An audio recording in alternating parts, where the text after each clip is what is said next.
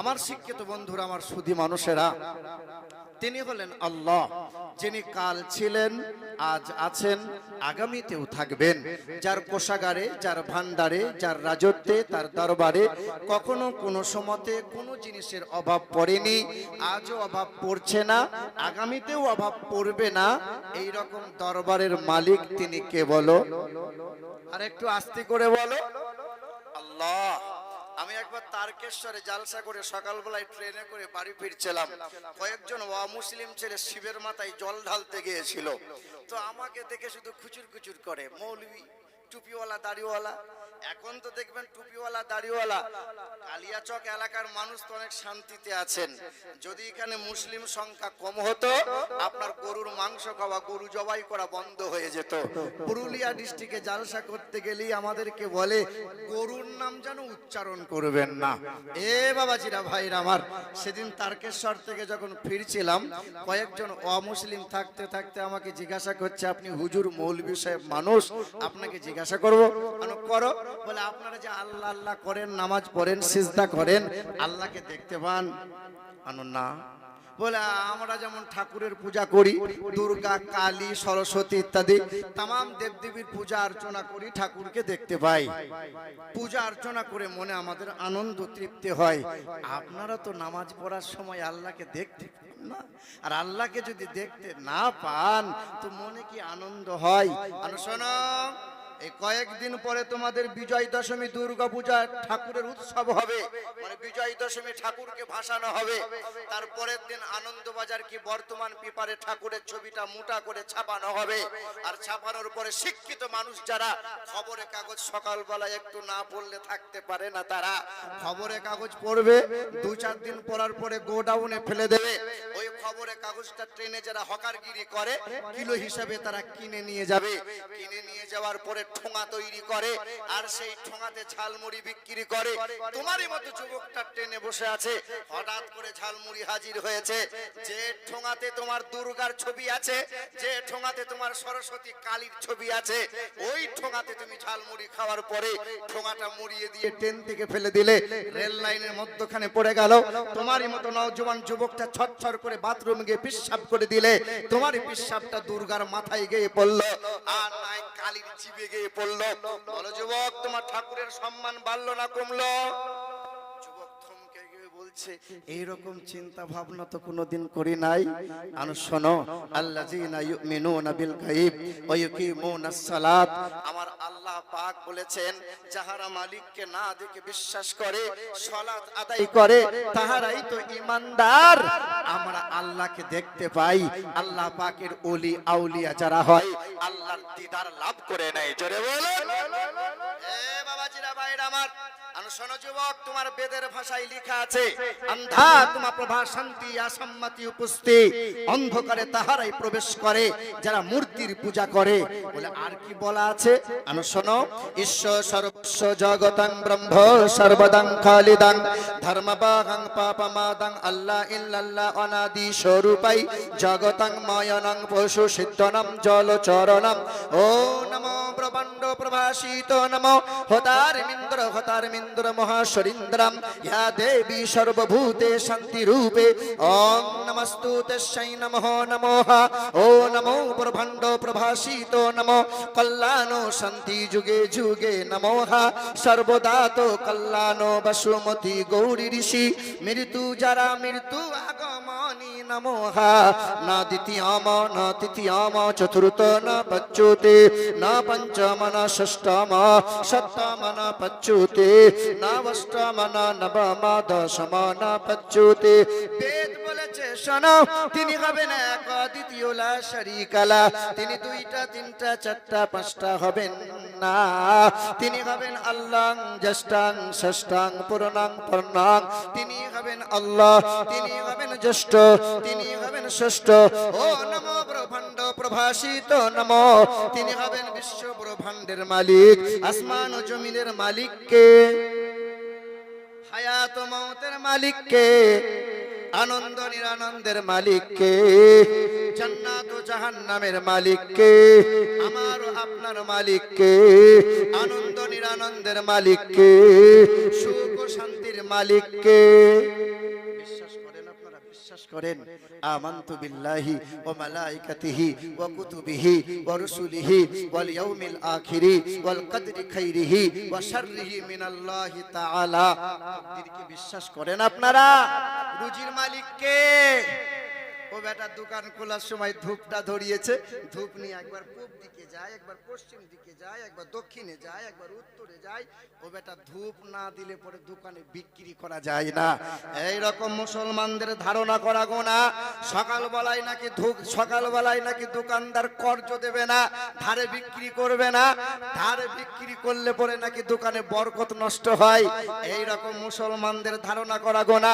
সমাজে অনেক যুবক বলে ডান হাত চুলকাচ্ছে মানে গাড়ি গাড়ি টাকা আসার সম্ভাবনা।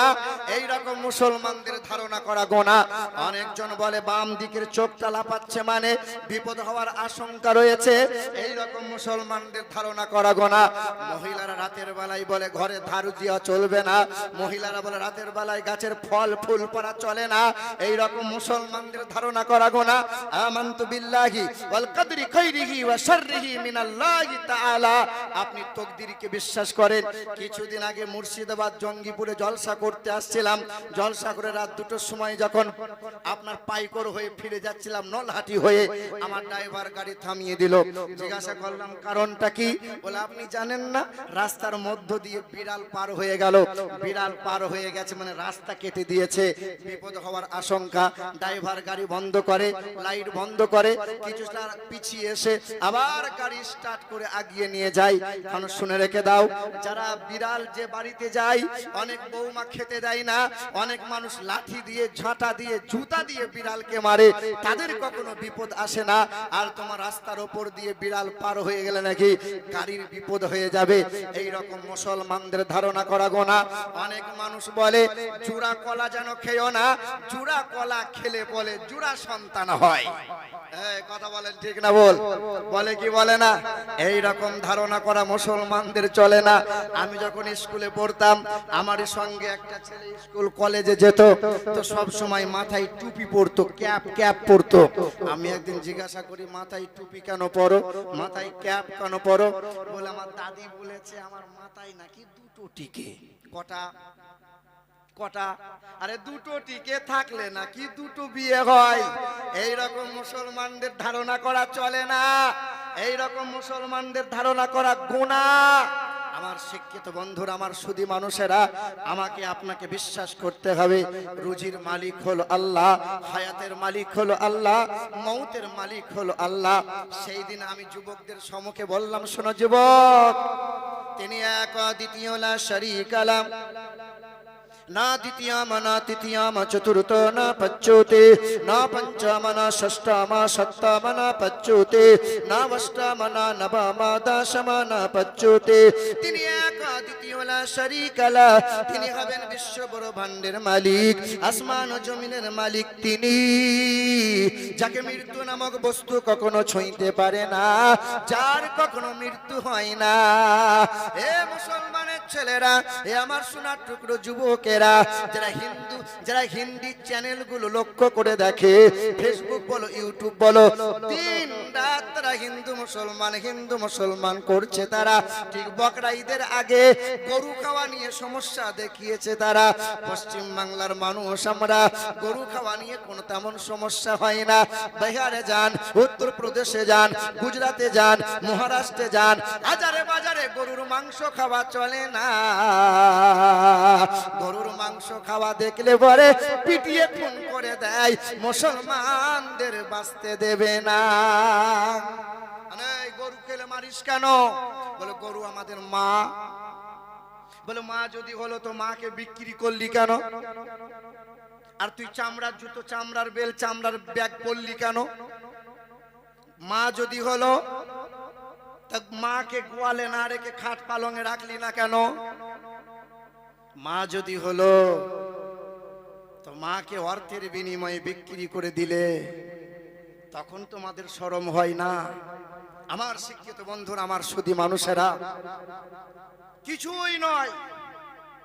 আগে মন্দিরে ঘন্টা বাজতো, মসজিদে হতো আজান, ওদেরও কোনো অসুবিধা হতো না। আমাদেরও কোনো অসুবিধা হতো না। আজ আপনি চায়ের দোকানে এখানে সেখানে হিন্দু মুসলমান তর্ক। সেদিন এক চায়ের দোকানে বসে বসে এক হিন্দু মানুষ বলছে হিন্দুদের হলো লাল রং আর মুসলমানদের হলো সবুজ রং।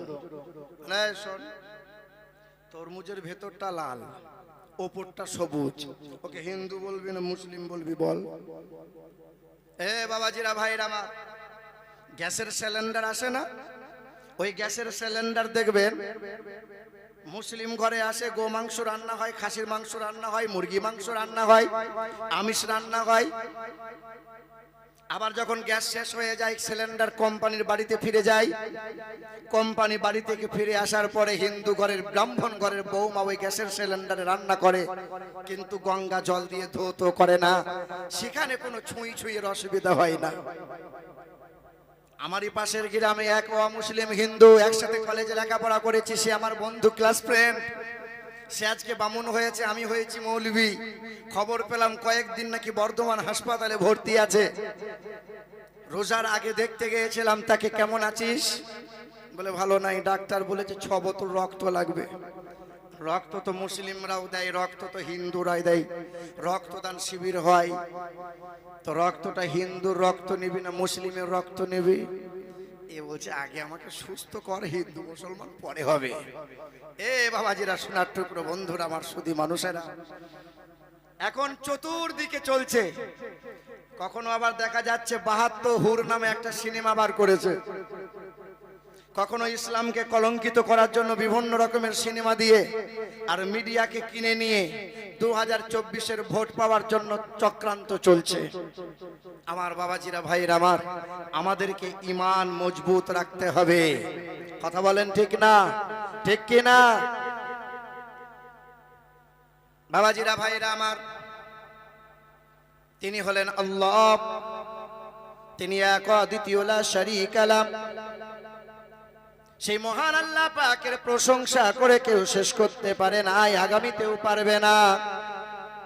হাওড়ার ব্রিজ দেখেছেন আপনারা? কম বেশি 300-র বেশি বয়স হয়ে গেল। 300 বছর বয়স হাওড়ার ব্রিজ।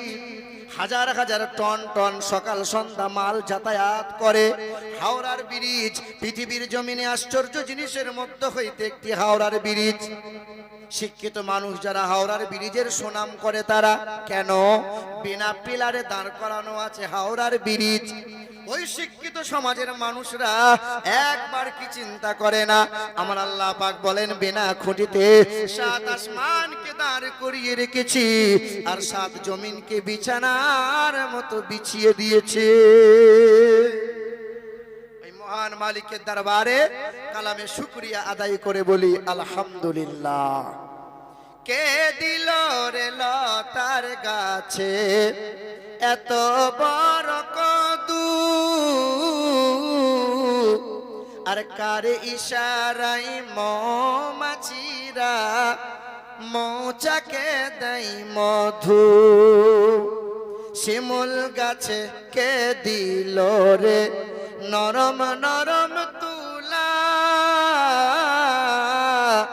আর কার আদেশে চৈত্র মাসে জমিন মাঝে ধুলা। ঝিনুক মাঝে কে দিল রে মুকুতামণির হার, আর আখের ভিতর কে দিল রে রস যে চমৎকার। আচ্ছা মানুষ বলো দেখি, রাত্রি কেন কালো? আরে সূর্যমণি কোথা হতে পেল এমন আলো? বলো সুবহানাল্লাহ। আরে সন্ধ্যা বেলায় আকাশ ঘিরে তারার আবির্ভাব, আর মিষ্ট জলে পণ্য কেন গাছের কচি ডাব? চিনি কেন মিষ্টি এত, তেঁতুল কেন টক, আর কোকিল কেন কালো এত, ফর্সা কেন বক। আমরা সবাই বাস করি ভাই এই দুনিয়ারি রঙ্গে, হাতের লেখা মুখের চেহারা মেলে না কারো সঙ্গে। মেলে মেলে আর মেলে না কণ্ঠ গলার, আর মেলে না কণ্ঠ গলার বুড়ো আঙ্গুলের টিপ। আর আল্লাহ তাআলা আছেন একজন, প্রমাণ হলো ঠিক। বলো লা ইলাহা, আরো জোরে লা ইলাহা, বলো লা ইলাহা মুহাম্মাদুর রাসূলুল্লাহ। আল্লাহুম্মা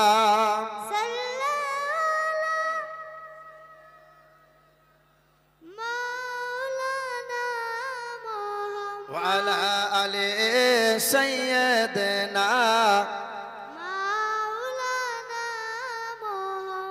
সাল্লাল্লাহু তাআলা আলাইহি ওয়াসাল্লাম। তিনি মক্কার মতি, মদিনার জ্যোতি, দুই কুলের সাথে, উম্মতের কান্ডারি, আমার ও আপনার নবী, দু জাহানের বাদশা জনাবে মুহাম্মদুর রাসূলুল্লাহ সাল্লাল্লাহু তাআলা আলাইহি ওয়াসাল্লাম। আমার আল্লাহ পাক রব্বুল আলামিন বলেন, মা আতাকুমুর রাসূলু ফাখুযুহু ওয়া মা নাহাকুম আনহু ফান্তাহু। হে আমার বান্দা বান্দিরা, আমার হাবিব তোমাদেরকে যা যা দেবে তোমরা গ্রহণ করো, আর আমার নবী যা হতে তোমাদেরকে নিষেধ করে তা হতে নিজেকে দূরে সরিয়ে নাও, তোমরা বিরত হয়ে যাও। তোমরা হাবিবের তাবেদারি যদি করে নিতে পারো, হাবিবের গোলামি করে নিজের জিন্দেগি যদি সাজিয়ে নিতে পারো, তো উদখুলুল জান্নাহ আনতুম ওয়া আজওয়াজুকুম তুহবারুন, আমি আল্লাহ পাক তোমাদেরকে জান্নাতের সুসংবাদ দান করে দেব। আমার বাবাজিরা, ভাইরা আমার, কোন ব্যক্তি যদি ইতিহাস না পড়ে তাকে ঐতিহাসিক বলা যায় না। কোন ব্যক্তি যদি বিজ্ঞান না পড়ে তাকে বৈজ্ঞানিক বলা যায় না। কোন ব্যক্তি যদি দর্শনের দিকে দৃষ্টি না রাখে তাকে দার্শনিক বলা যায় না। কোন ব্যক্তি যদি ইসলামের জ্ঞান অর্জন না করে তাকে মুসলমান বলি বা কেমন করে? আমাদের রীতিনীতি হয়ে গেছে তেমন যে ব্রাহ্মণ ছিল, দাদা বাবা হয়েছে ব্রাহ্মণ, ছেলে হয়েছে ব্রাহ্মণ। আমার বাপ ছিল মুসলমান, আমি হয়েছি মুসলমান, আমার নাতিপুতা হবে মুসলমান। অথচ ইসলামের বিদ্যা অর্জন করি নাই, ইসলামের জ্ঞান অর্জন করি নাই, ইসলামকে নিয়ে রিসার্চ করি নাই, ইসলামকে নিয়ে কালচার করি নাই, ইসলাম সম্পর্কে আমরা অবগত নয়। আমার মুসলমান শিক্ষিত বন্ধুরা, আমার সুধী মানুষেরা, গ্রামে 2টা 3টা 4টা করে জলসা, এ পাড়ায় জলসা তো ও পাড়ায় জলসা, রিসারিসি করে জলসা। ও পাড়ায় জলসা করছে, শালা আমরা জলসা করে দেখিয়ে দেবো। এইরকম জলসা করে লাভ হবে না, এসব লোক দেখানি জলসা, ওই লোক দেখানি মাহফিল করে লাভ হবে না। নিয়ত স্বচ্ছ রাখো। আমাদের কমিটির ছেলেরা আফসোস করছিল যে হুজুর আপনাকে কয়েক মাস আগে দাওয়াত দিয়েছি, জবান তো জবান রেখেছি, জবান দেওয়া তো ঈমান দেওয়া, জবান খিলাফ আমরা কথা খিলাফ করতে পারবো না। আর আল্লাহ পাক রাজি থাকলে ওই তারিখেই ওই জালসায় হবে। তো মালিক যদি রাজি থাকে তো জালসা মালিকের দরবারে পীর ওলি আউলিয়াদের ওসিলাতে আল্লাহ কবুল করে নেবে। আমার শিক্ষিত বন্ধুরা, আমার সুধী মানুষেরা, আমার জীবন, আপনার জীবন, আমার জিন্দেগিকে সাজিয়ে নিতে হবে। আমার আল্লাহ পাক রব্বুল আলামিন পরিষ্কার বলেছেন যে মা আতাকুমুর রাসূল ফাকুযুহু ওয়া মা নাহাকুম আনহু ফান্তাহু। তোমরা নবীর তাবেদারি করো, নবীর আদর্শে আদর্শিত হও। আমার নবী কেমন চলেছেন, আমার নবী কেমন হেসেছেন, আমার নবী কেমন খেতে বলেছেন, আমার নবী কেমন চলতে বলেছেন, আমার নবী যা যা বলেছে তোমরা মেনে নাও। লাকাদ কানা লাকুম ফি রাসূলিল্লাহি উসওয়াতুন হাসানা। তোমরা যদি মেনে নিতে পারো, ওয়াবাশশিরিল লাযিনা আমানু ওয়া আমিলুস সালিহাতি আন্না লাহুম জান্নাতিন তাজরি মিন তাহতিহাল আনহার কুল্লামা রুজিকু মিনহা মিন সামারাতির রিজকা। কোরআনেতে পারা নম্বর 1 পৃষ্ঠা নম্বর 4 লাইন নম্বর 4 আমার আল্লাহ পাক সূরা বাকারাতে জানিয়ে দেয় ওয়া বাশশিরিল লাযিনা আমানু ওয়া আমিলুস সালিহাতি আন্না লাহুম জান্নাতিন তাজরি মিন তাহতিহাল আনহার। আমি আল্লাহ পাক আমার হাবিবের গোলামদেরকে আমার হাবিবের তাবেদারি করেছে যারা জান্নাতের সুসংবাদ দিয়ে ক্ষান্ত হয়নি আমি আল্লাহ পাক আমার ওই বান্দা বান্দীদিগকে জান্নাতের নিয়ামত আমি আল্লাহ নিজে কুদরতি হস্তে খাওয়াবো। বাবাজিরা ভাইরা আমার, এই জান্নাতের বাগানে বসবে যারা, ঈমানদার হবে তারা। আমরা যে দরুদ পড়ছি এই দরুদ কি সবার জন্য? সবাই পড়তে পারে দরুদ? কথা বলেন না কেন? দরুদ কি সবাই পড়তে পারে? না না না, সবাই পড়তে পারে না। আল্লাহ বলেছেন শুধু ঈমানদারদের জন্য দরুদ। এ মুসলমান শিক্ষিত বন্ধুরা, কিন্তু আপনার ঈমান আর গরুর ঈমান যদি আপনি পাল্লায় দাঁড় করান তো আপনি বিবেক বিবেচনা করে দেখবেন যে গরুর ঈমান বেশি। সকালবেলায় কোন রকম গরুটা ভুল করেছে, আপনি মন খুলে আচ্ছা করে লাঠি করে গরুকে এত মার মেরেছেন, মারার পরে হাত ক্লান্ত ব্যথা হয়ে গেছে, গরুর গলার দড়িটা আপনি খুলে দিয়েছেন। গলার দড়িটা খুলে দেওয়ার পরে গরুটা সারাদিন প্রখর রৌদ্রে এঘাট সেঘাট মাঠ ঘাট করে করে বেরিয়ে এই গরু ঘুরতে ঘুরতে সন্ধ্যাবেলায় আবার মালিকের গোয়ালে হাজির হয়ে গেছে। আমি আপনি সেই মালিকের গোলাম, আমরা তার বান্দা। সামান্য ঠক্কর লেগেছে তো আল্লাহকে গাল দিয়ে ফেলেছি, সামান্য সংসারে অভাব পড়ে গেছে আল্লাহর সাথে নাফরমানি করে ফেলেছি, সামান্য রোগ ব্যাধি হয়ে গেছে, আমরা মালিকের দরবারে গিয়ে সিজদায় পড়ে আল্লাহকে ডাকতে পারি নাই। গরুর ঈমান বেশি হলেও কিঞ্চিত পরিমাণ গরুর কোনো লাভ নাই, কারণ গরু ছাগলের জন্য জান্নাত নাই। কারণ হলো গরু ছাগলের ইজ্জত বেইজ্জত তারা বোঝে, লজ্জা শরম বলে তারা কিছু জানে, হুঁশ বেহুশ বলে তাদের কিছু আছে নাই, আমাদের তো আছে। আচ্ছা, আমাদের যখন কোনো ব্যক্তি মারা যায়, পুরুষ কিংবা মহিলা, তাকে আড়াল করে পর্দা করে গোসল করানো হয় কি হয় না? ও বেটা বেঁচে থাকতে সারা জীবন জাঙ্গিয়া পরে পুকুর ঘাটে পুরুষ মহিলা এক হয়ে গোসল করলো, আর মরার পরে পর্দা করে ওকে গোসল করানো হয় যেন কেউ দেখতে না পায়। আচ্ছা, পর্দাটা বেঁচে থাকতে করা দরকার ছিল না মরার পরে করা দরকার ছিল? আরে গরু ছাগলের হুঁশ নাই, লজ্জা শরম বলে কিছু মনে না, তারা কিছু বোঝে না, সমাজ তারা বোঝে না। সমাজে যেখানে সেখানে রাস্তাঘাটে দাঁড়িয়ে দাঁড়িয়ে কুকুর বিড়াল ছটছট করে পেশাব করে দেয়। তোমার ছেলে তো মানুষ, তোমার ছেলে তো মুসলমান, এ কলেজ গেলে পরে রাস্তার ধারে দাঁড়িয়ে ছটছট করে পেশাব করে দেয়। রাস্তাঘাটে সমাজ মানে না, এ পেশাব করে পানি নেয় না। তোমার ছেলেকে কুকুর বিড়াল গরু ছাগল বলবো না মানুষ বলবো? জান্নাত কার জন্য? মানুষের জন্য। সব মানুষের জন্য জান্নাত। কার জন্য জান্নাত? ঈমানদারদের জন্য। আমার আল্লাহ পাক বলেন লাহুম কুলুবুল লা ইয়াফকাহুনা বিহা ওয়া লাহুম আ'ইনুল লা ইউবসিরুনা বিহা ওয়া লাহুম আযানুল লা ইয়াসমাউনা বিহা উলাইকা কাল আনআম। আমার আল্লাহ পাক রব্বুল আলামিন বলেন, বুঝেও বোঝে না যারা, বিবেক আছে বোঝে না, দেখেও দেখে না যারা, চোখ আছে দেখে না, শোনেও শোনে না যারা, কান আছে শোনে না, তারা পথভ্রষ্ট, তারা কখনো মানুষ হতে পারে না, তারা গরু ছাগলের চেয়েও খারাপ। নিজেকে মানুষ বলে দাবি করো না। আপনার গরুটাকে ছাগলটাকে ঘোলা পানি দেবেন, পচা পানি দেবেন, মুখটা ঘুরিয়ে নেবে, সহজে গরু ছাগল খাবে না। আপনার ছেলে মুসলমান, এ ঘোলা পানি না ভালো পানি তা দেখে না, হারাম হালাল তা চেনে না। সারাদিনে 10টা করে তেরঙ্গা মুখে চিবাই, আরে মুখ থেকে দুর্গন্ধ বার হয়, একে গরু ছাগলের চাইতেও খারাপ বলো। উলাইকা কাল আনআম বাল হুম আদাল, উলাইকা হুমুল গাফিলুন। গরু ছাগলের চেয়েও খারাপ।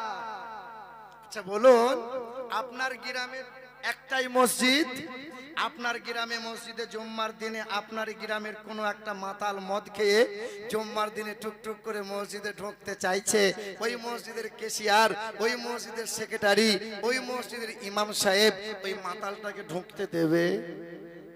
দেবে না। আচ্ছা কেন দেবে না? হারাম খেয়েছে বলে, হারাম হারাম, তাই না? আর যে ব্যক্তিটা রাত দিন সুদের কারবার করে, সুদ খেয়ে খেয়ে পেট মোটা করেছে, ও আবার সামনে কাতারে বসে বসে নামাজ পড়ে, ও বেটাকে দেখেও মসজিদ থেকে বার করে না, এটা হারাম নয় বুঝি? শুধু ঘুষ হারাম সেটা নতুন করে বলবো কেন? শুধু ঘুষ হালাল তো নয় ভালো করে তুমিও জানো। শুধু ঘুষ হারাম সেটা নতুন করে বলবো কেন? শুধু ঘুষ হালাল তো নয় ভালো করে তুমিও জানো। সুদে টাকায় আজকে তুমি করছো বাড়ি, করছো ঘর, কি জবাব দেবে সেদিন যাবে যেদিন কবর ঘর। সুদে টাকায় আজকে তুমি করছো বাড়ি, করছো ঘর, কি জবাব দেবে সেদিন যাবে যেদিন কবর ঘর। থাকতে সময় হও হুঁশিয়ার, থাকতে সময় হও হুঁশিয়ার, রবের হুকুম তুমিও মানো। শুধু ঘুষ হালাল তো নয় ভালো করে তুমিও জানো। শুধু ঘুষ হারাম সেটা নতুন করে বলবো কেন? শুধু ঘুষ হালাল তো নয় ভালো করে তুমিও জানো। নামাজ ফরজ সেটা, নামাজ ফরজ সেটা নতুন করে বলবো কেন? নামাজ দিনের খুঁটি ভালো করে তুমিও জানো। আজান হলে কেন তুমি চায়ের ঘরে থাকো বসে?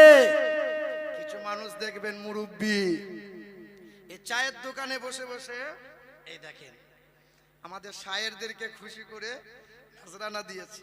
তো আমার যুবক ভাইরা বলছে, হুজুর আপনি কেন বাদ থাকবেন, নেন। তবে শোনেন, আমাকে কিছু কিছু জায়গায় বলে যে আপনি কেমন বক্তা। আমি বক্তা নয়, তেমন মৌলবি নয়, আমি হলাম মেথর। মেথর মেথর কি করে জানো? পায়খানা পরিষ্কার করে।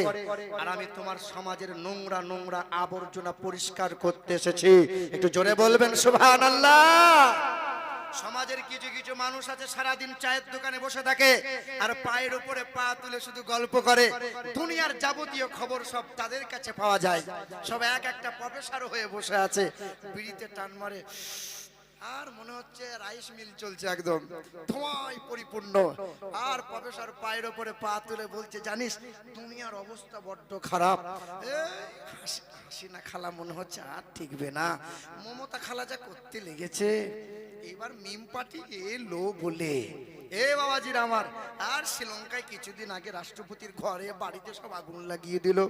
পাশ দিয়ে, রাস্তার পাশ দিয়ে মৌলভী সাহেব যাচ্ছে, আসসালামু আলাইকুম। আরে ওয়ালাইকুম আসসালাম। মৌলভী সাহেব বিড়িটা নিভিয়ে দিয়ে হুজুর বলেন কি ব্যাপার? চাচা শুনলাম কোথায় নাকি আগুন লেগেছে। বলে শোনোনি, রাষ্ট্রপতির ঘরে বাড়িতে সব আগুন লেগেছে।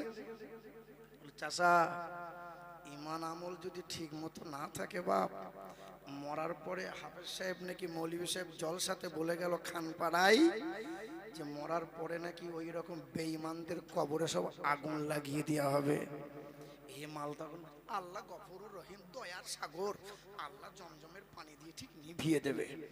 এ বাবাজির আমার, এর মাঝে একটা কথা আপনাকে বলে দিয়ে যাই। আচ্ছা বলেন, যারা 5 ওয়াক্ত নামাজ পড়ে, এইরকম সমাজের মানুষ কিছু কিছু বিড়িখোর আছে না নাই? আলেমদের জিজ্ঞাসা করবেন, ইমাম সাহেবকে জিজ্ঞাসা করবেন,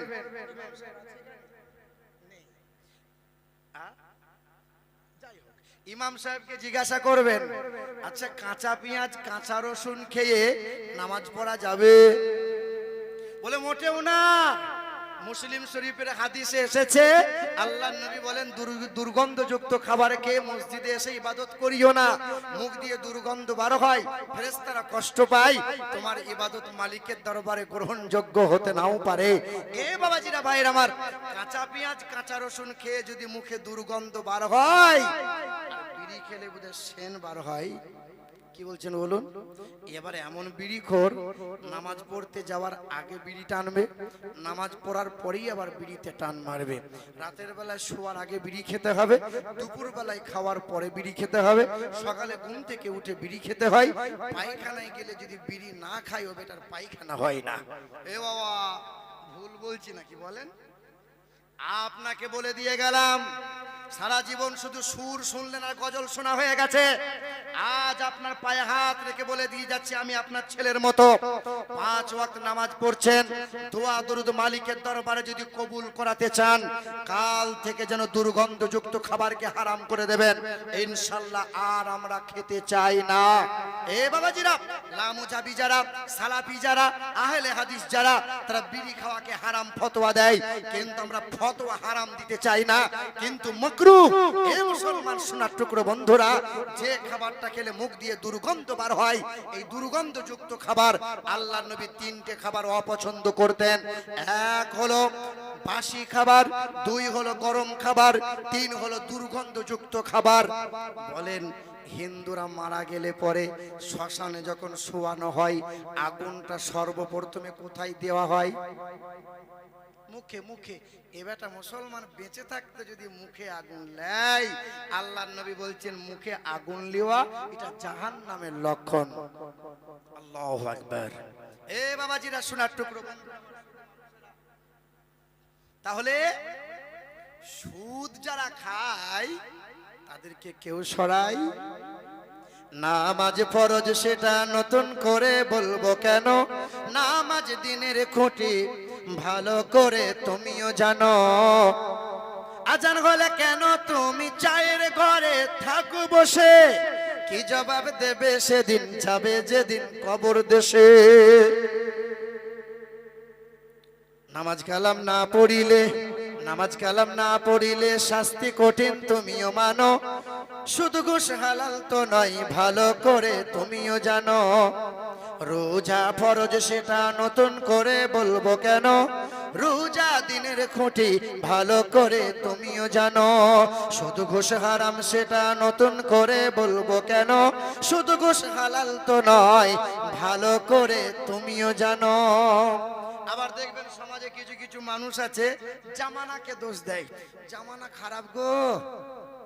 আর এখনকার কিছু কিছু ছেলে আছে ভেড়ার মতো চুল কাটছে, কাটছে কি কাটছে না? আগেকার জানেন যারা ছাগল চুরি করত, আমরা যখন ছোট ছিলাম আমাদের সমাজে যারা গরু চুরি করত, ধরা পড়ে গেলে তাকে গাছে বেঁধে সব চুল চেঁচে দেওয়ার পরে মধ্যখানে একটুখানি রেখে দিত। এই চুল যারা কাটছে ভেড়ার মতো কাটিং, এদেরকে দেখে মনে হচ্ছে সব ছাগল চোর, সব গরু চোর, ভেড়া চোর, ভেড়ার মতো কাটিং। এ বাবা, কিছু মানুষ বলে জামানা খারাপ গো। নবী বলছেন জামানাকে দোষ দেবে না, জামানাকে কখনো গাল দেবে না। আগের মতো শান্তি তো আর এখন পাওয়া যায় না, মানুষগুলো পাল্টে গেছে, পাল্টায়নি জামানা। কথা বলেন ঠিক কিনা? আগের মতো শান্তি তো আর এখন পাওয়া যায় না, জামানা পাল্টে গেছে। না, মানুষগুলো পাল্টে গেছে, পাল্টায়নি জামানা। জামানা ঠিকই আছে, মানুষ সব পাল্টে গেছে, মানুষ সব পাল্টে গেছে, জামানা ঠিকই আছে। দেখেন নাই কিছু কিছু মহিলাদের চুলগুলো খাটো খাটো, প্যান্ট শার্ট আটো সাটো, সানগ্লাস চোখে তার যেন কোন জমিদার, সুজোড়া পায়ে দিয়ে কাঁধে এক ব্যাগ নিয়ে। আরে চুলগুলো খাটো খাটো, প্যান্ট শার্ট আটো সাটো, সুজোড়া পায়ে দিয়ে কাঁধে এক ব্যাগ নিয়ে, সানগ্লাস চোখে তার যেন কোন জমিদার, ঠোঁটে দিয়ে লিপস্টিক, হাসে শুধু ফিক ফিক। ওই দিকে গেলে দু চোখ মনে হয় ভদ্রলোক, কাছে গিয়ে দেখি জায়গায় ও তো পুরুষ মানুষ না, মাশাআল্লাহ দাঁড়িয়ে আছে মিস জরিনা। আরে আগের মতো শান্তি তো আর এখন পাওয়া যায় না, মানুষগুলো পাল্টে গেছে, পাল্টায়নি জামানা। জামানা ঠিকই আছে, মানুষ সব পাল্টে গেছে, মানুষ সব পাল্টে গেছে, জামানা ঠিকই আছে। জোরে বলুন সুবহানাল্লাহ। এ বাবাজিরা ভাইরা আমার, আমার সোনার টুকরো বন্ধুরা, আমার সুধী মানুষেরা, এ আমার তরুণেরা, আমার যুবকেরা, হারামকে ত্যাগ করে দাও। সমাজের মানুষেরা সুদখোরকে তাড়াই না। সমাজের মানুষেরা যে ছেলের বিয়েতে মোটা টাকা পণ নিয়েছে, পেট মোটা করে মসজিদের ইমামের পিছনে দাঁড়িয়ে গেছে, ওই হারামখোরকে কেউ কিছু বলে না। বাবাজিরা ভাইরা আমার, আপনার ঈমানকে মজবুত করা লাগবে, আপনার আকীদাকে সুন্দর করা লাগবে।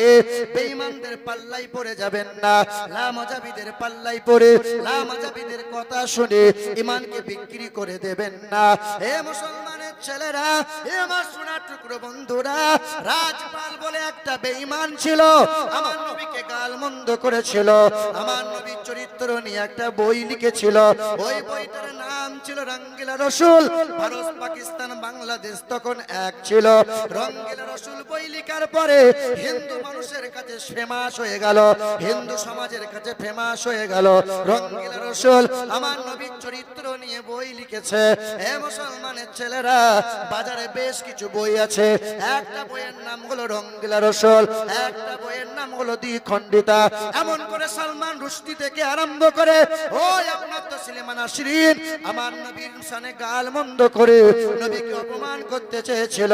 রাজপাল নামে যখন বই লিখে দিল রঙ্গিলা রসুল, বইটা বাজারে ছড়িয়ে গেল, মানুষ হাই হাই করতে লাগলো, মুসলমানদের কলিজায় আঘাত লেগে গেল। তোমাদের মতো নওজোয়ান একজন নওজোয়ান তরুণ যুবক ছেলে, ওই যুবকটার বয়স ছিল 18 বছর, 19 বছর বয়স ছিল। ছেলেটা পেশায় আপনার কাঠ মিস্ত্রি ছিল, কাঠ মিস্ত্রি। ওই নওজোয়ান যুবক তরুণটা কি করলো, রঙ্গিলা রসুল বইটা পড়ার পরে চোখ দিয়ে পানি ঝরতে লেগে গেল, কলিজায় তার আঘাত হয়ে গেল। মায়ের সামনে ছুটে গিয়ে মায়ের পা দুটো জড়িয়ে ধরে বলেছিল, ও জনম দুঃখিনী মা,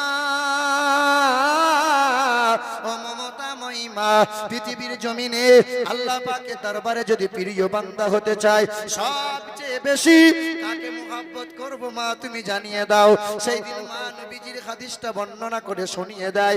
আল্লাহর নবী পাক জবানে জানিয়ে দিয়েছেন, লা ইউমিনু আহাদাকুম হাত্তা কুনা আহাব্বা ইলাইহি মিন ওয়ালিদিহি ওয়া ওয়ালাদিহি ওয়ান নাসি আজমাইন।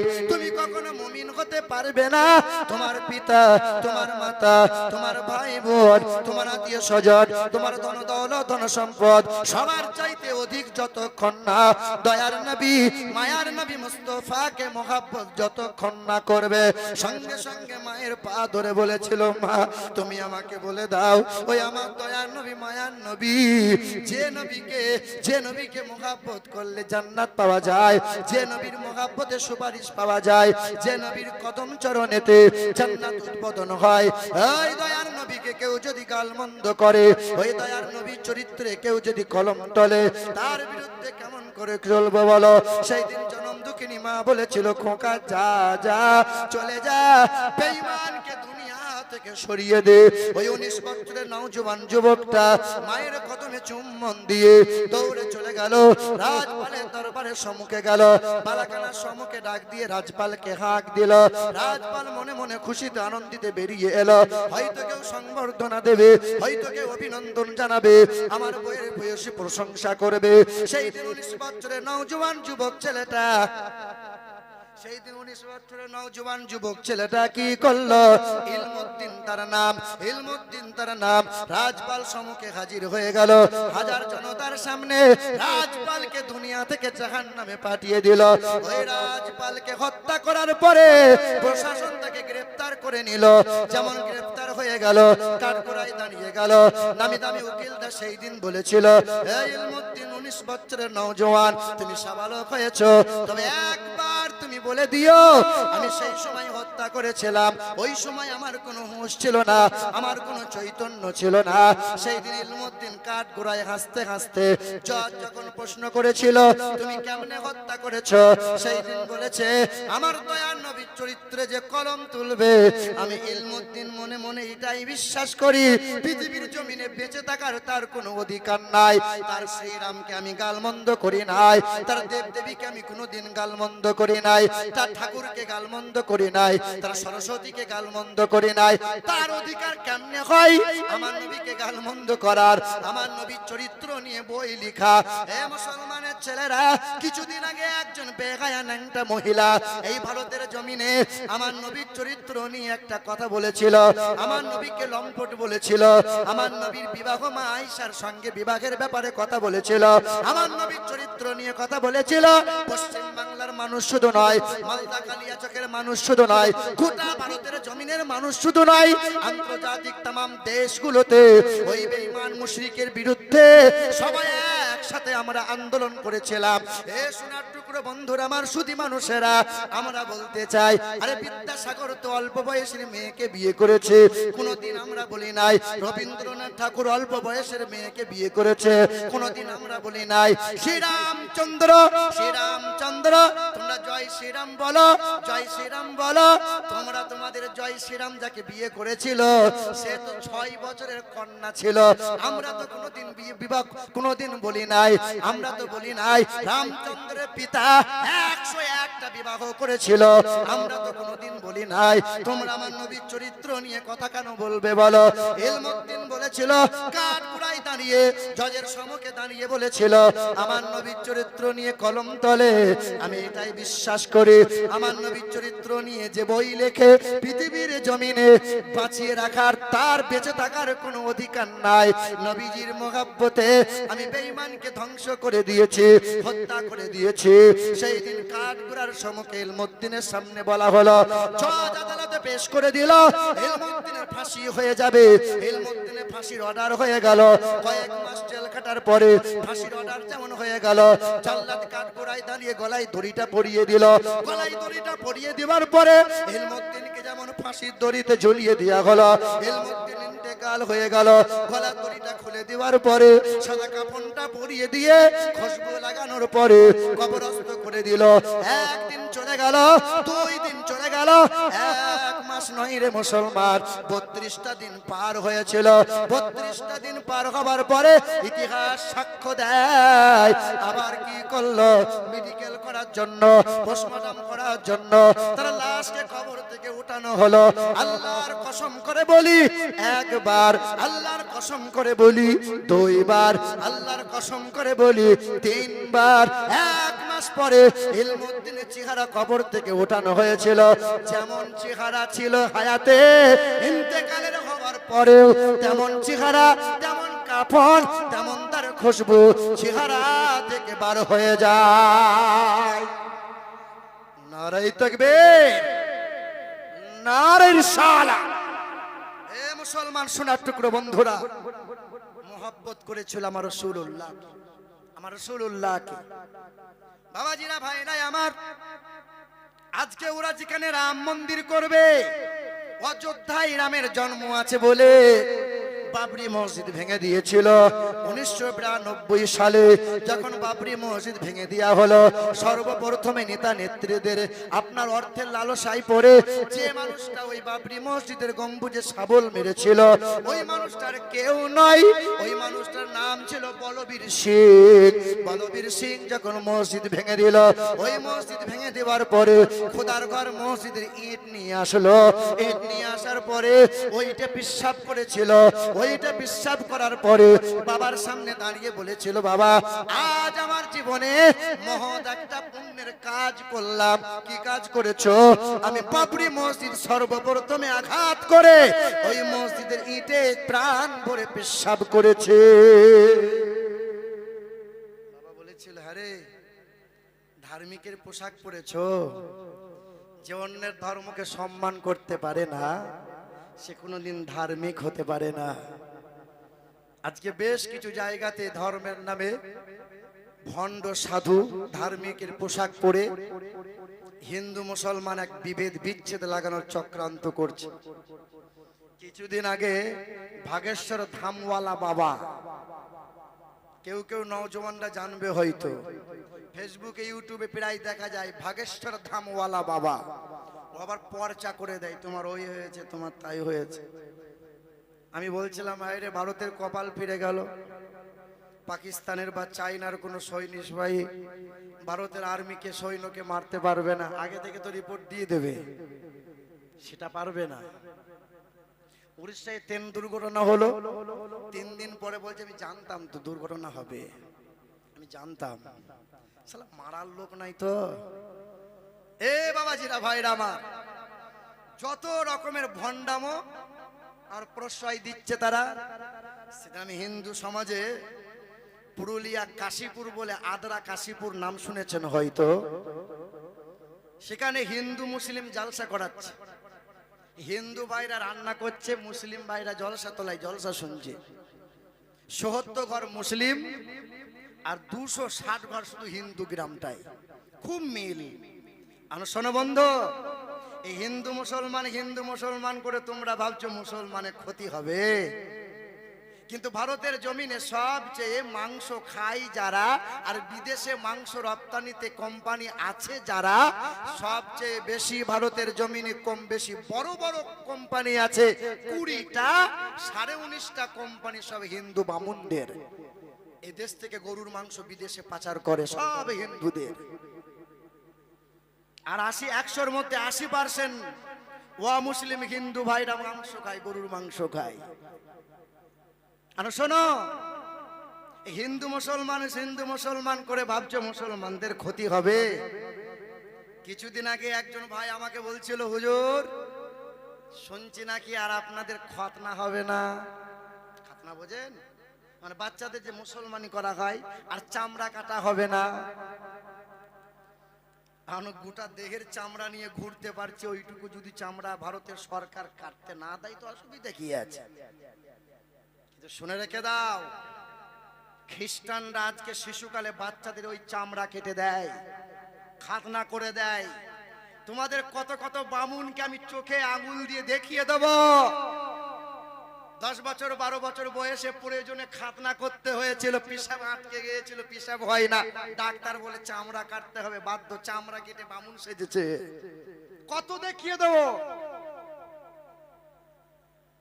এ বাবাজিরা ভাইরা আমার, আমেরিকার দেশের বিখ্যাত বৈজ্ঞানিক যার নাম হলো ডক্টর হুবিন, তিনি কালেমা পড়ে মুসলমান হওয়ার পরে বৈজ্ঞানিকরা, আপনার বড় বড় সাংবাদিকরা প্রশ্ন করেছিল, স্যার আপনি কালেমা পড়ে মুসলমান কেন হলেন, কেন কোরআনটাকে বুকে তুলে নিলেন?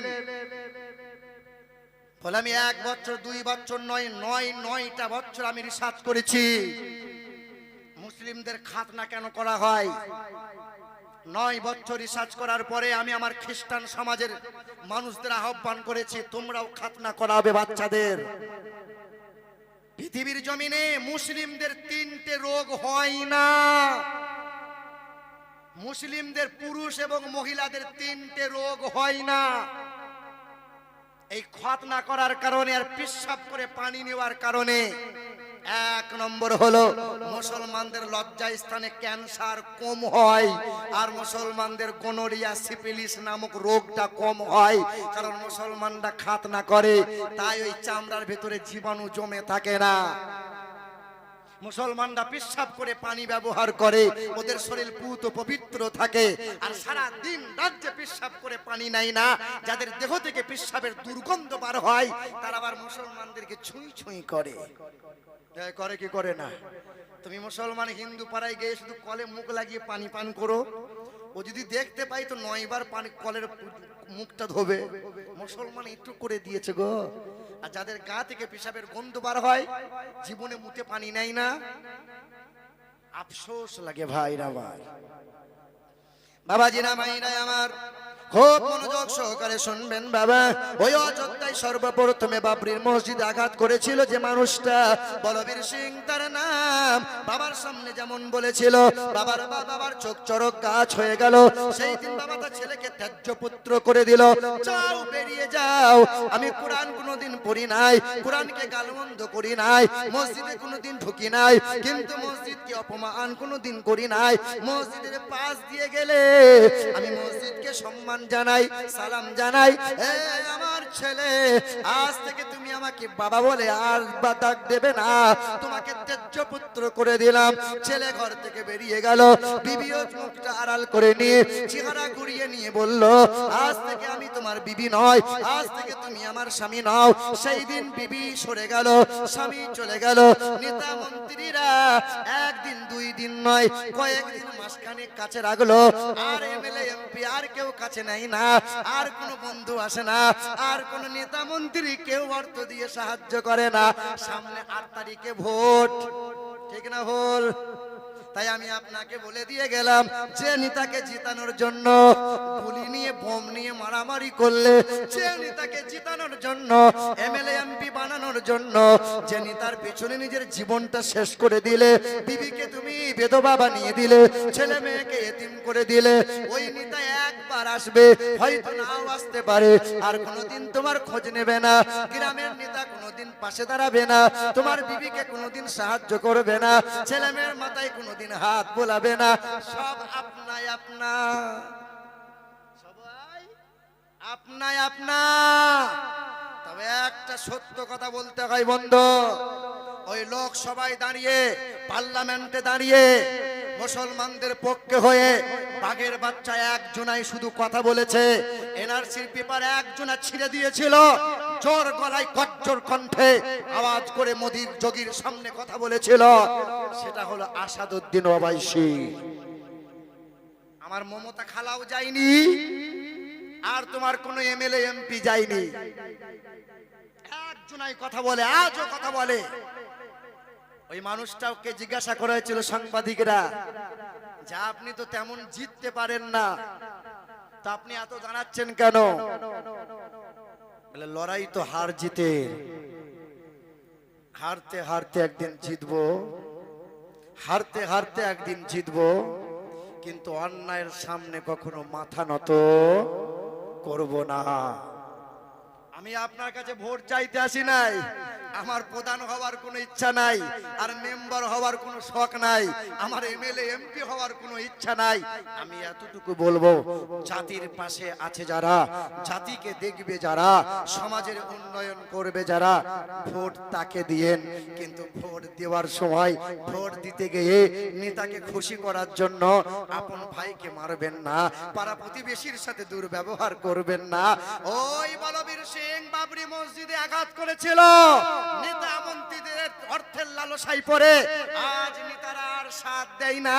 বাবা তেজ্য পুত্র করে ঘর থেকে বার করে দিল, লাথি মেরে দিল, বিবিও মুখে চেহারাটা ঘুরিয়ে নিয়ে স্বামীকে তাড়িয়ে দিল। আজ কেউ সাথ দেয় না। ওই বলবীর সিং কি করলো? আল্লাহ পাকের গজবটা নেমে গেল। তার পিশাব করতে যায় তো পিশাবের সাথে রক্ত টপ টপ করে ঝরে ঝরে পড়ে, পিশাব করে টাটকা রক্ত ঝরঝর করে ঝরে। বলবীর সিং চিকিৎসায় মগ্ন, চিকিৎসায় রত হলেন। ডক্টরদের পরামর্শ নিয়ে কয়েক মাস কেটে গেল, রোগ তার সারে না, বিদেশ চলে গেল। বিদেশে আপনার বায়োলজি করলো, বিদেশে আপনার বায়োপসি করে নিল, ক্যান্সারের রিপোর্ট ধরা পড়লো, ক্যান্সার হয়েছে। সেদিন বিদেশি ডাক্তাররা বলেছিল, হ্যাঁ বলবীর সিং শোনো, ক্যান্সারের 4টে স্টেজ আছে, তবে হ্যাঁ কোন মানুষের যদি ক্যান্সার 4 নম্বর স্টেজে পৌঁছে যায়, আর ডাক্তারদের হাত নাই, আর আমাদের ক্ষমতা নাই, তোমার ক্যান্সারটা 4 নম্বর স্টেজে পৌঁছে গেছে, তোমাকে যদি মাফ করতে চাই, তোমাকে সুস্থতা যদি কেউ একজন দিতে চাই, যিনি গোটা বিশ্বের মালিক, আসমান ও জমিনের মালিক, তিনি হলেন বিশ্বের মহান দাতা, তিনি হলেন আল্লাহ তাআলা। যাও সেই মালিকের দরবারে মাপ চাও। এই বলবীর সিং কি করেছিল? দিল্লির জুমা মসজিদের সিঁড়ির গায়ে এসে লটকে পড়ে গেল, সিঁড়ির গায়ে এসে লটকে পড়ে গেল। একদিন দুই দিন নয়, মাস খানিক কেটে গেল, কান্নাই তার চোখের পানিতে চোখের নিচে গুলো খা খা হয়ে গেল। এত কান্না কাঁদে। একজন আল্লাহ পাকের ওলি বান্দা, একজন আল্লাহ পাকের ফকির বান্দা এই বলবীরের গায়ে হাতটা বুলিয়ে বলেছিল, বাবু তোমাকে কয়েকদিন ধরে সকাল সন্ধ্যা কান্না দেখি, তোমার কান্নার কারণ কি? তুমি কি বিবির জন্য কান্না করো? তুমি কি মায়ের জন্য কান্না করো? তুমি কি অভাবের তাড়নায় কান্না করো? তুমি কি সংসারের চিন্তায় কান্না করো? সেদিন বলবীর সিং বলেছিল, না, আমার সংসারের জন্য নয়, আমি আমার অর্থের জন্য নয়, আমার সংসারে অভাবের জন্য নয়, আমার পিতা মাতার জন্য নয়, আমি কোনো ব্যক্তির মায়ের জন্য নয়, আমার কান্নার একটাই কারণ, আমি যে অপরাধ করেছি, আমার অপরাধ আল্লাহ মাফ করবে কি করবে না। এখানে কত অপরাধী মানুষ বসে আছে, রাতের বেলায় পাপ করে করে বেরিয়েছে, রাতের বেলায় ব্যভিচার করেছে, ওই ব্যক্তির স্ত্রী আছে, বিবি থাকা সত্ত্বেও অন্য মহিলার সাথে অন্যায় কাজ করেছে। আল্লাহর নবী বলেছেন, বিবাহিত পুরুষ যদি, বিবাহিত মহিলা যদি ব্যভিচারে লিপ্ত হয়, দয়ার নবী বলেছেন তাকে পিটিয়ে মেরে মেরে তাকে হত্যা করে দাও, পৃথিবীতে বেঁচে থাকার তার কোনো অধিকার নাই। ব্যভিচার, ব্যভিচারিণী। আল্লাহর নবী যখন মিরাজ গিয়েছিলেন, জিবরাইল সঙ্গে রয়েছে, আল্লাহর নবী দেখেন জাহান্নামে এত দুর্গন্ধ, চেহারা ফুলে ফেপে একাকার হয়ে গেছে। যেমন ওই বাজারে বাথরুম গুলো আছে, জীবনে পিশাব করে পায়খানা হয়, এত পিশাব পায়খানা কেউ পরিষ্কার করে না, দুর্গন্ধ বার হয়, ঢোকা যায় না, জাহান্নামে ঢুকতে পারা যায় না, এত দুর্গন্ধ, চেহারা দিয়ে দুর্গন্ধ বার হয়, লজ্জা স্থান থেকে পুঁজ রক্ত ঝরতেছে। আল্লাহর নবী বলেন, আল্লাহ রাসূল বলেন, ভাই জিবরাইল, এরা কারা যাদের দুর্গন্ধে জাহান্নামীরা জাহান্নামী টিকতে পারে না? সেদিন জিবরাইল বলেছেন, ইয়া রাসূলুল্লাহ, এরা ব্যভিচার, ব্যভিচারিণী, এরা ব্যভিচার, ব্যভিচারিণী। কোন নওজোয়ান যুবক যুবতী যদি ব্যভিচারে লিপ্ত হয়, আল্লাহর নবী বলেছেন 100 বার বেত্রাঘাত করো, এলাকা থেকে তাকে তাড়িয়ে দাও 6 মাসের জন্য। এই মুসলমান সোনার টুকরো বন্ধুরা, আমার সুধী মানুষেরা, তারপরেও আল্লাহ আপনাকে আশা দিয়েছেন। আল্লাহ বলেছেন, বান্দা তুমি নিরাশা হয়ে যেও না, লা তাকনাতু মির রাহমাতিল্লাহ। তুমি অন্যায় করেছো, পাহাড় পরিমাণ গুনাহ করে ফেলেছো, সমুদ্রে ফেলার নাই, তোমার পাপ হয়ে গেছে। এখানে অনেক হাজি বিবি হয়ে বসে আছে মহিলা, যারা আপনার পায়ে হাত রেখে বলে দিয়ে গেলাম, মা ব্যভিচার করিয়েন না, ব্যভিচার করিয়েন না। আল্লাহর নবী বলেছেন, কোন মহিলার যদি 4টে গুণ খারাপ থাকে, কোন মহিলার যদি 4টে গুণ খারাপ থাকে, নবী বলেছেন তাকে বেত্রাঘাত করো, ওই মহিলাকে মারো। 1 নম্বর, আপনার বিবি যদি নামাজ না পড়ে, বিবিকে আপনি মারতে পারেন। 2 নম্বর, আপনার বিবি যদি রমজান মাসে রোজা না রাখে, আপনার বিবিকে আপনি মারতে পারেন। 3 নম্বর, আপনার বিবি যদি পর্দাশীলা না করে, হিজাবওয়ালা না হয়, আপনার বিবি পর্দাশীলা মানে হিজাব পরে, কিন্তু আপনি যখন থাকেন না পর পুরুষ সাথে হ্যালো আই লাভ ইউ মানে গল্প চলে, আপনার বিবি যখন গাল মন্দ করে, তখন দেখা যায় কত হিজাবওয়ালা। আল্লাহর নবী বলেছেন, ওই ব্যক্তির জন্য জাহান্নাম, ওই মহিলার জন্য জাহান্নাম, যে মহিলার চলনে বলনে, যে মহিলার কথাতে প্রতিবেশী কষ্ট পায়, যে মহিলার কথাতে চলনে বলনে, যে মহিলার কারণে সমাজের মানুষ কষ্ট পায়, ওই মহিলার জন্য জাহান্নাম। তাহাজ্জুদের নামাজ পড়লেও তার জন্য জান্নাত নাই। আল্লাহর নবী বলেছেন, 1 নম্বর হলো, আপনার বিবি যদি নামাজ না পড়ে, আপনার বিবি যদি রমজান মাসে রোজা না রাখে, আপনার বিবি যদি পর্দাশীলা না করে, আপনার বিবি যদি স্বামীর কথা মতো না চলে, আপনি বিবিকে মারতে পারেন। তারপরে আল্লাহর নবী বলেছেন, মহিলাদের 4টে জায়গায় মারিও না, মহিলাদের 4টে জায়গায় মারবে না। 1 নম্বর, মহিলাদের মুখমণ্ডলে মারা যায় না, মহিলাদের মাথায় মারা যায় না, মহিলাদের বুকে মারা যায় না, মহিলাদের পিঠে মারা যায় না। কোথায়? আল্লাহ নবী বলেছেন মহিলাদের মারিও না, বারবার বুঝাও। কোন বিবি যদি 1 মাস রাগ করে বাপের বাড়ি চলে যায়, ওই ভালো মরদটার মাথা তার ছিঁড়ে যাবে বিবির জন্য। বিবি হচ্ছে এমন একজন মহিলা, বিবি হচ্ছে এমন একজন মহিলা যে তোমার যৌবনের পিয়াস মিটায়, যে দাসীর মতো সারাটা জীবন তোমার সেবা করে যায়। একদিন না থাকলে পরে বিছানার পাশে, আপনার দেহের পাশে যদি বিবি না থাকে, আপনার জীবন শূন্য মনে হয়। আল্লাহর নবী বলেছেন বিবিদের এইভাবে যেন কথাই কথাই জাত তুলে গালমন্দ দেবে না, বিবিদের যেন মারিও না। মুসলমান সোনার টুকরো বন্ধুরা, আমার সুধী মানুষেরা, আমার আল্লাহ বলেছেন লা তাকনাতু মির রাহমাতিল্লাহ, নিরাশা হয়ে যেও না, হতাশা হয়ে যেও না। ফালিয়াযহাকু কলিলাও ওয়ালিয়াবকু কাসীরা, চোখের পানি ফেলো, মালিকের দরবারে কান্না করো। আমি আল্লাহ পাক দয়ালু দাতা, বান্দার 2 ফোঁটা চোখের পানিতে বান্দার জীবনের গুনাহগুলো আমি আল্লাহ maaf করে দেব, maaf করে দেব। জোরে বলুন সুবহানাল্লাহ। মুসলমান, ওই বলবীর সিং, ওই বলবীর সিং কিসের অর্থের লালসায়, মালের লালসায় পড়ে, শোনেন, 3টে জিনিসের নেশায় যদি কোনো ব্যক্তি পড়ে যায়, ওই ব্যক্তির এই জীবন ওই জীবন সব শেষ। কয়টা নেশা? কয়টা? 1, মদিয়ে মাল, মদিয়ে মহিলা, মদিয়ে মদ। মহিলা এমন একটা জিনিস, নারীর নেশাতে, নারীর কারণে ভালো ভালো পীর ফকিরের বীরত্ব নষ্ট হয়ে যায়, ভালো ভালো আলেমের আলেমগিরি ছেড়ে যায়। নারীর কারণে ভালো ভালো ধন সম্পদওয়ালা মানুষের ধন সম্পদ শেষ হয়ে যায়। নারীর কারণে মানুষ অনেক সময় জান্নাতি হয়। 3টে জিনিসের পাল্লাই যেন পড়িও না, মদিয়ে মাল, মদিয়ে মদ, মদিয়ে মহিলা। কথা মনে থাকবে ইনশাআল্লাহ, কথা মনে থাকবে ইনশাআল্লাহ। আমার বাবাজিরা, ভাইরা আমার, এই বলবীর সিং মালের নেশায় পড়ে বাবরি মসজিদে আঘাত করেছিল। আল্লাহ পাকের গজব নেমে গেছে। আজ দিল্লির জুমা মসজিদের সিঁড়ির নিচে কান্না করেছে। এত কান্না করে, এত কান্না করে, মাস খানিক চলে গেল। ওই মানুষটা কি করলো? ওই মানুষটা মালিকের দরবারে কান্না করে।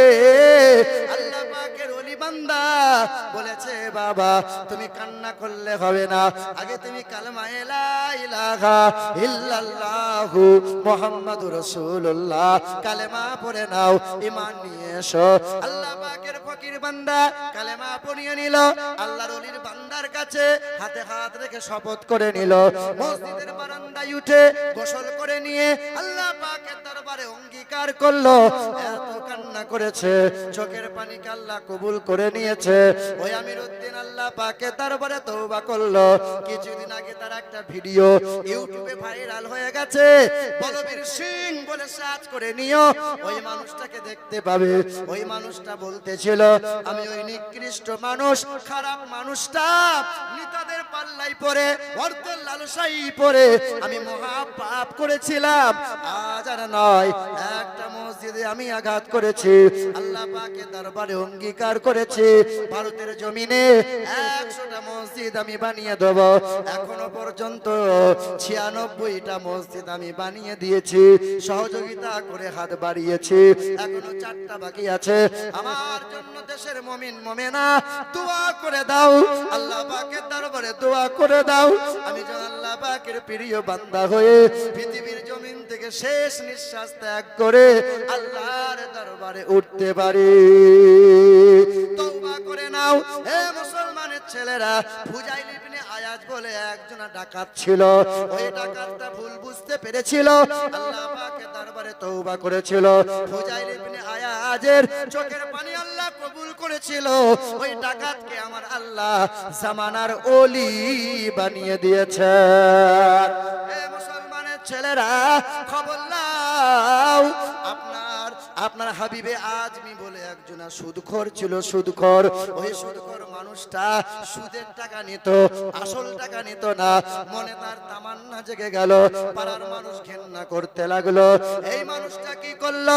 জামানার ওলি হাসান বসরির দরবারে চলে গেল।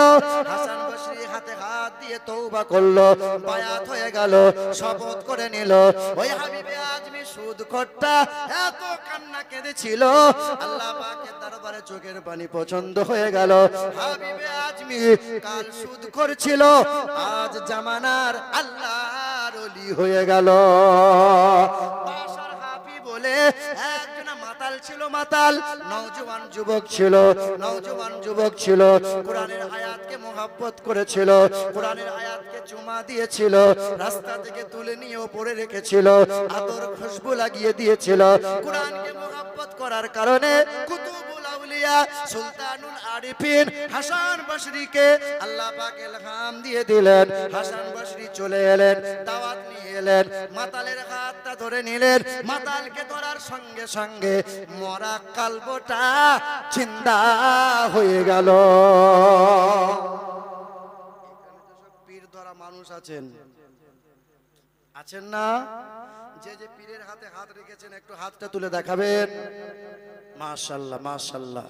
আচ্ছা বলতে পারেন জাহিরি ইবাদতের চাইতে বাতিনি ইবাদতের দাম বেশি? এই দেহের চাইতে রুহের দাম বেশি।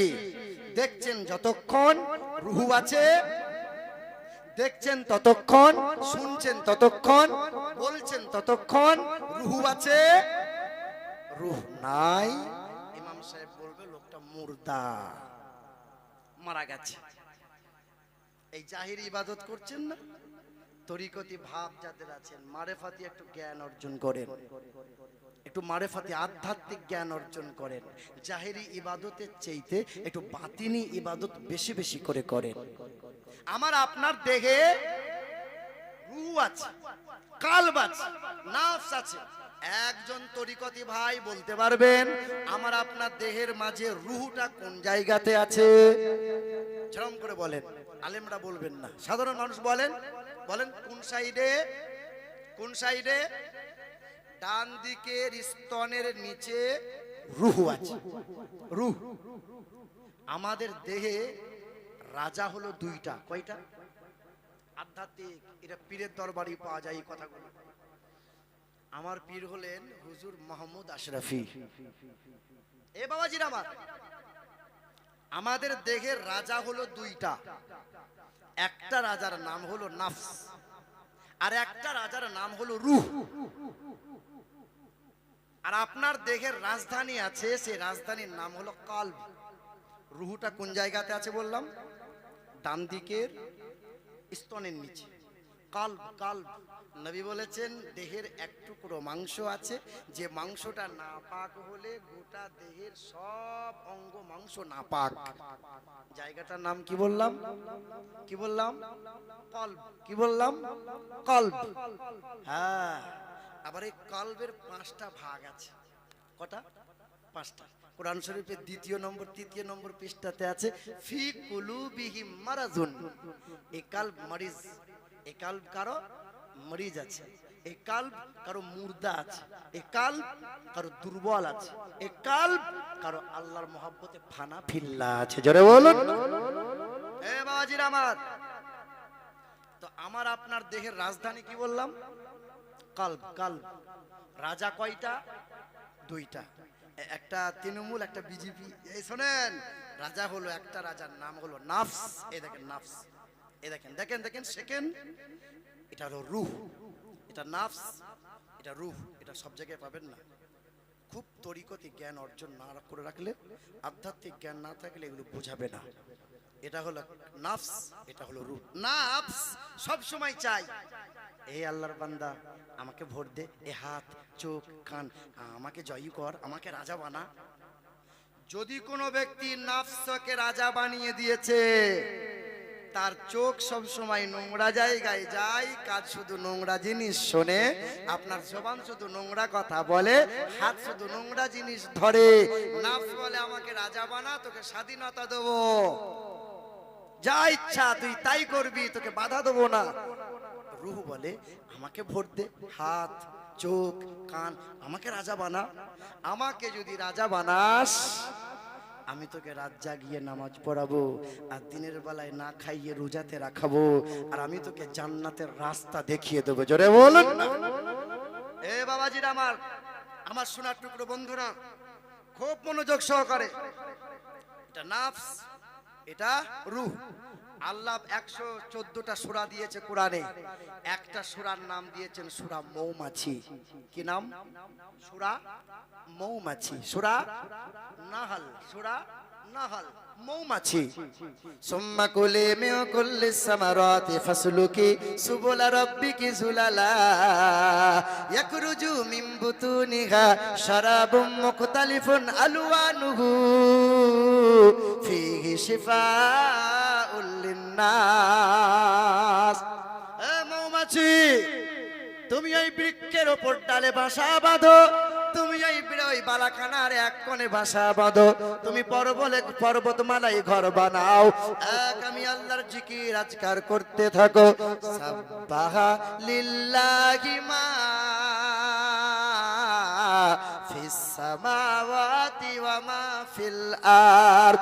আসমানে যত প্রাণী আছে, জমিনে যত প্রাণী আছে, तमाम প্রাণীরা এক আল্লাহর জিকির করে, এক আল্লাহর জিকির করে, নবীর উপর দরুদ পড়ে, আর মানুষ শুধু ফাঁকি মারে।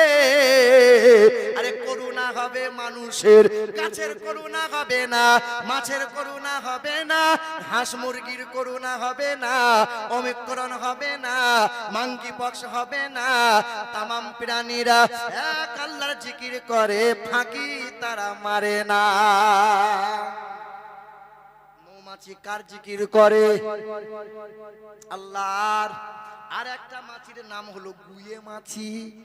দেখেননি? দেখেননি?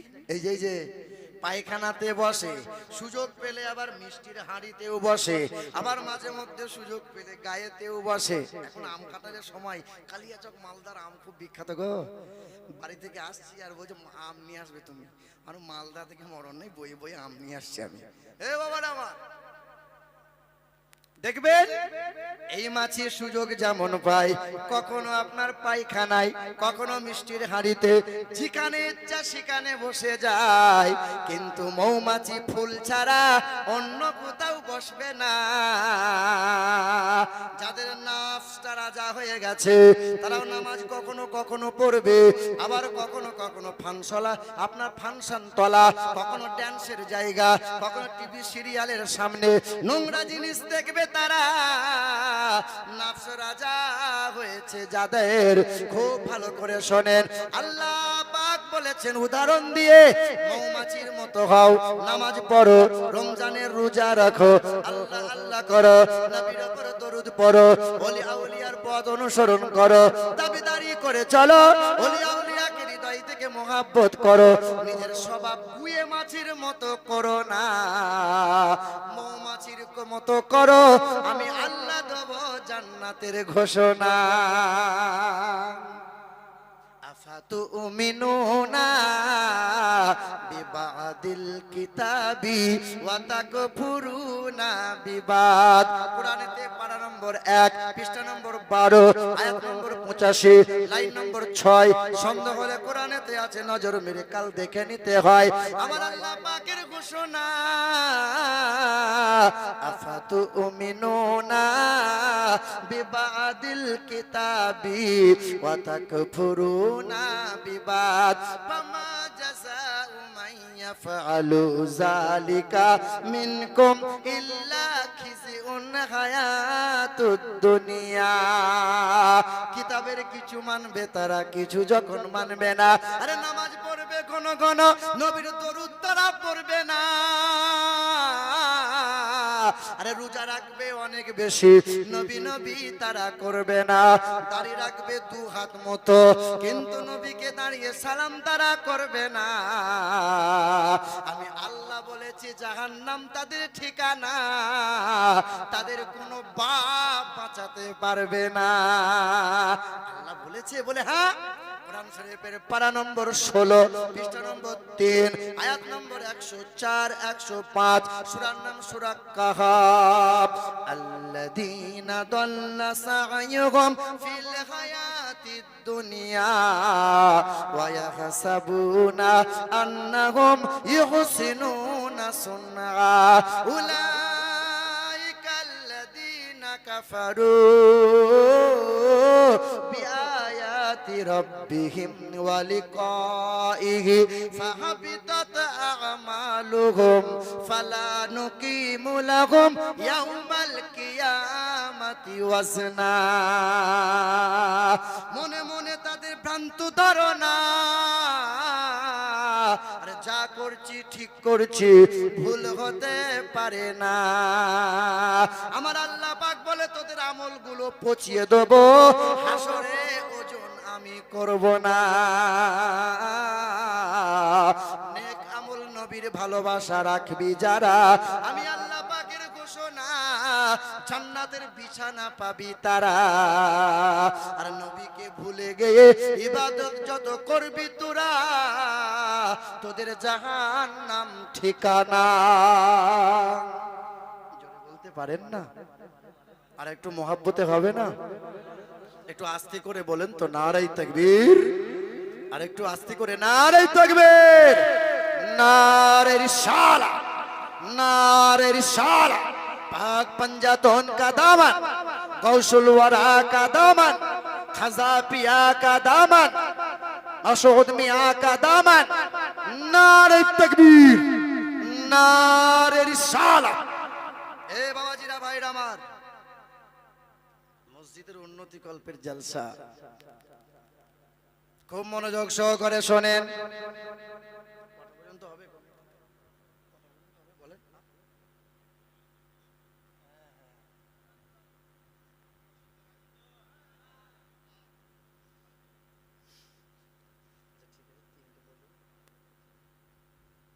বাবাজিরা ভাইরা আমার, এ মুসলমানের ছেলেরা, এ আমার সোনার টুকরো বন্ধুরা, আমার সুধী মানুষেরা,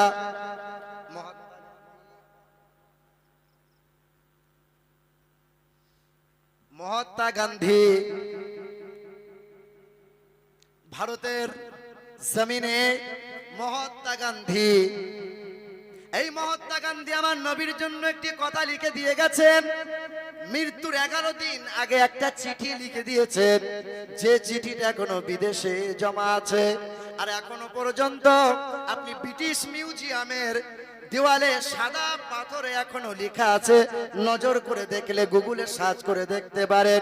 খ্রিস্টান তারা, নাসারা তারা, ইহুদি তারা এখনো পর্যন্ত লিখে রেখে দিয়েছেন তারা, as a learner, as a teacher, as a father, as a lawmaker, Muhammad sallallahu alaihi wasallam is the superman in the world। এখনো পর্যন্ত তারা লিখে রেখে দিয়েছেন, বিশ্বের 1 নম্বরের পিতা, বিশ্বের 1 নম্বরের নেতা, বিশ্বের 1 নম্বরের জগৎগুরু মহামানব, বিশ্বের মহান দাতা জনাবে মুহাম্মাদুর রাসূলুল্লাহ, যিনি জীবনে কখনো কোনোদিন স্কুল কলেজে লেখাপড়া করেন নাই, তারপরেও বিশ্বের 1 নম্বর শিক্ষক হয়ে আছেন তিনি। নাম কি? মুহাম্মাদুর। 7 দিন না খাওয়া ছিলেন, 7 দিন পরেও তেনার মুখে মুচকি হাসি ছিল। তেনার নাম কি? যিনি কালো মানুষদের মুক্তির সূর্য ছিলেন, যিনি স্বাধীনতার, নারীর স্বাধীনতার অগ্রদূত ছিলেন, তিনি হলেন মুহাম্মাদুর। যিনি হায়াতে 63 সাল জাহিরি জিন্দেগিতে কখনো কোনোদিন একটাও মিথ্যা কথা বলেননি, তিনি কে হবে? মুহাম্মাদুর। ওই মহাত্মা গান্ধী বলে দিয়ে গেছেন যে পশ্চিম দিকে একটি নূরের তারা, নূরের তারা আবির্ভাব হবে। ওই পশ্চিম আকাশে একটি নূরের তারা আবির্ভাব হবে, যে নূরের তারা আবির্ভাবের কারণে গোটা বিশ্বময় আলোকিত করে দিয়েছে। সেই নূর বলতে পবিত্র কোরআন শরীফে বলা হয়, কাদ জাকুম মিনাল্লাহি নূর। মহাত্মা গান্ধী বলেন পশ্চিম আকাশে একটি নূরের তারা আবির্ভাব হয়েছিল। কোরআন শরীফের বাংলার অনুবাদ করলে দেখা যায়, আল্লাহ রাসূল সাল্লাল্লাহু আলাইহি ওয়াসাল্লামকে আল্লাহ পাকের নূর বলা হয়। নূর, দয়ার নবী নূর হয়ে পশ্চিম আকাশে, অর্থাৎ ওই মক্কার মরুভূমির সরজমিনে আব্দুল্লাহর ছোট্ট করে ঘরে মা আমিনার গর্ভ হতে বিশ্বের মহান নেতা জনাবে মুহাম্মদুর রাসূলুল্লাহ সাল্লাল্লাহু আলাইহি ওয়াসাল্লামের আবির্ভাব। দয়ার নবী বলে দিয়েছেন, আমার মায়ার নবী বলেছেন যে তোমরা কখনো কোনোদিন কাউকে ঘৃণা করবে না। কোরআন শরীফে বলা আছে, ওয়ালা তাসুবুল্লাযিনা ইয়াদউনা মিন দুনিল্লাহ ফায়াসুবুল্লাহি আদওয়াম বিগাইরি ইলম। তোমরা কোনো দেবদেবীকে, কোনো হিন্দু সমাজ বলো, কোনো ধর্মকে কখনো তোমরা গালমন্দ করবে না। ফেসবুক বলো, ইউটিউব বলো, গুগল বলো, আর কি কি সব আছে, হোয়াটসঅ্যাপ বলো, মেসেঞ্জার বলো, এই যে আপনারা বুঝবেন না তো, ওই যে আপনার নাতি কি আপনার ছেলে 18 বছর, 17 বছর, 6 বছর, 5 বছরের এই যে দুধের বাচ্চাগুলো, এরা বুঝবে। এখনো ভালো করে দুধের দাদাই এদিকে তাকা, আপনি মোবাইল চালাতে পারবেন না, এটা যে মোবাইলে খোঁচা মারবে না, আপনার আঙ্গুল ভেঙে যাবে, তারপরে কিনারা খুঁজে পাবেন না। আর এখনকার ছেলে মেয়েদের সুবিধা, তখনকার আমার মুরব্বী বাপ চাচারা প্রেম ভালোবাসা করতো, চিঠি দিত, 6 মাস অপেক্ষা করতে হতো, 6 মাস পরে হয়তো চিঠি পেতাম, দেখা সাক্ষাৎ হতো না। তখনকার, আমাদের যুগ নয়, আমার বাপ দাদুদের যুগ। তো এখন তো নয়, এখন WhatsApp, Messenger, I love you, hello, মাল পয় মাল গেল। আর এখন কিছু বাপ আছে, বাপ, এই বাপগুলো মনে মনে চিন্তা করছে যে ছেলেদের লেখাপড়া যা হলো হলো, ছেলে বদমাইশ করছে, মোবাইল ধরিয়ে দে। আর যত দেখবেন ছেলে মেয়েদের বেশি ওষুধ খাওয়াতে হয় কেন জানেন? আপনি খাবার খাচ্ছেন তো টিভি দেখছেন, আপনার ছেলে খাবার খাচ্ছে তো টিভি দেখছে, মোবাইল, সিরিয়াল, গান বাজনা, কার্টুন দেখছে কি দেখছে না?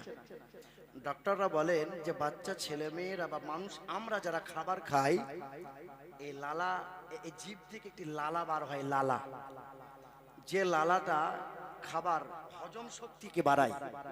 যখন আপনি ধ্যান সহকারে চিবিয়ে চিবিয়ে খাবারটা খাবেন, আপনার জিভ দিয়ে লালা বার হবে, যে লালাতে আপনার হজম শক্তি বাড়াবে। আপনার ছেলে খাবার খাচ্ছে, মন ধ্যান ওই মোবাইলের দিকে, মানে কার্টুনের দিকে আছে। আপনার ছেলে খাবার খাচ্ছে বটে, কিন্তু ওই খাবারে